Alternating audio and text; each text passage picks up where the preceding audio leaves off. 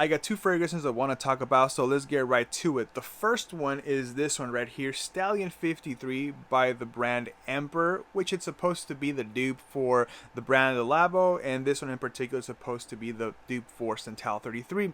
Full disclosure, I don't really mess with the Labo too much, so I'm just going to give you my opinions based on what I think of the fragrances themselves. And this one right here, right off the top, it's a very fresh, woody fragrance. Like if you've ever smelled freshly cut wood, this is that smell, right? Now some people have said they don't like that because it reminds them of going into like a Home Depot or a Lowe's to the wood section and it just smells like that. But for me, I have a lot of nostalgia around that, being that I worked around a lot of wood, a lot of woodworking, especially freshly cut wood. So I really like this one for that reason. And yeah, it has a sort of bitterness in the background, almost like vinegar. That's what I get when I smell it. Just a tiny bit. But to my nose, I really like that. I like the freshness, the kind of bitterness of freshly cut wood. I really love that. And this one has that, right? Now, I will say, don't overspray because it can be a bit too much. So spray accordingly. And if you like niche sort of fragrances, this one hits the spot for that almost avant-garde sort of vibe.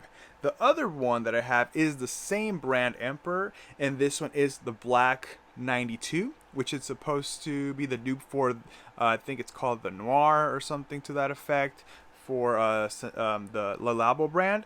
And this one has a similar vibe to Stallion 53 in terms of woodiness, but this one's the polar opposite. This one is much smoother, much sweeter. It has a fig, almost nutty background to it, and definitely a woodiness to it that is much more spicy and, like I said, smooth, right? It's almost like wood that has been let to dry, right? So a lot of that moisture, a lot of that bitterness has been dried out. This one has that, and I really love that. This one I would say is great to wear when it's colder because it does have that spiciness, that smoothness, that warmth for sure. So again, be careful. Don't overspray because it can become a little cloying and a bit too overwhelming, but it's amazing. I would say these two are polar opposites. Great for hotter weather for sure, spring or summer.